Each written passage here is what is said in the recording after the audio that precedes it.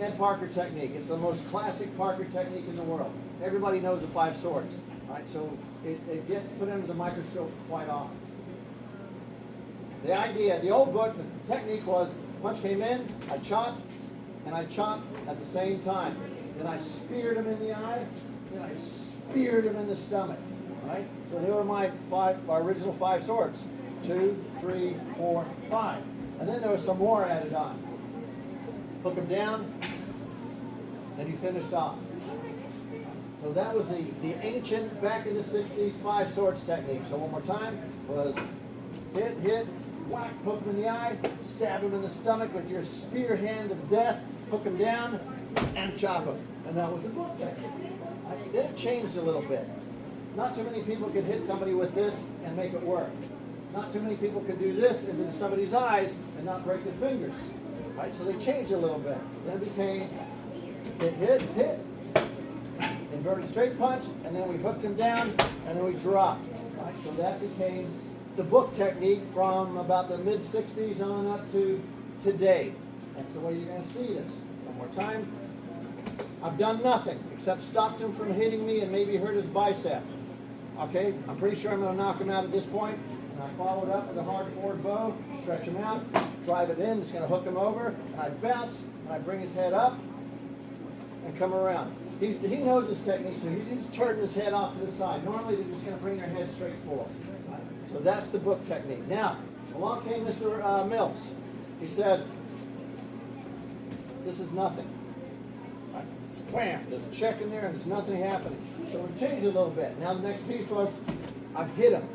Right off the bat, I've hit him, and I'm going to keep hitting him, and I'm going to keep hitting him, and I'm going to keep hitting him, boom, and I'm going to move him around. Right? That's our 5 swords. We're going to play with the first piece of it. Anybody recognize this?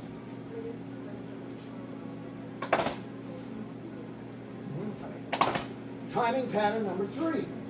So that punch comes in, boom. That's what I'm doing, is I'm hitting him with timing pattern number 3. That's it. If I stand still, he throws the punch, I change the rhythm. Right? If I'm in the fight and he throws that punch, I change the rhythm again. Right? So it depends. If my hands are up, I'm going to roll that. He throws it, bam, boom. That hit, boom, right into that. Right? But I got to stop him now. Hey, and when he drops, I stop. Then right into that, and I get my next piece of vocabulary. We're going to do 2 ways.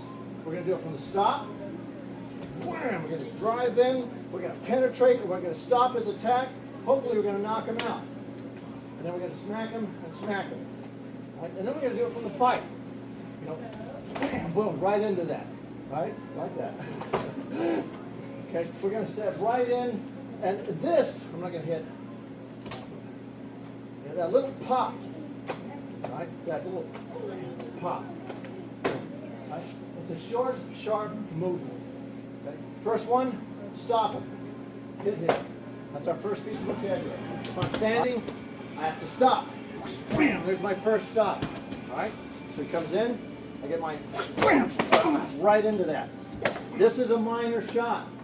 Major, minor, oh, major, minor, minor, oh, major.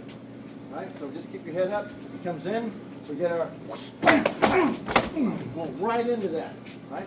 That last shot is right back to the side of the neck. These two, remember, you're hitting them in the face. That's okay. Right? So from here, boom, that's all right. As your face shots, to keep him stunned, to keep his head up, to get that last weapon. So those are your minor shots. And again, if you're in the fight, bam, right in that. That slice, right in that. And then we're off and running again. Subtle differences in timing and rhythm. That's it. Okay? Play with it a little bit.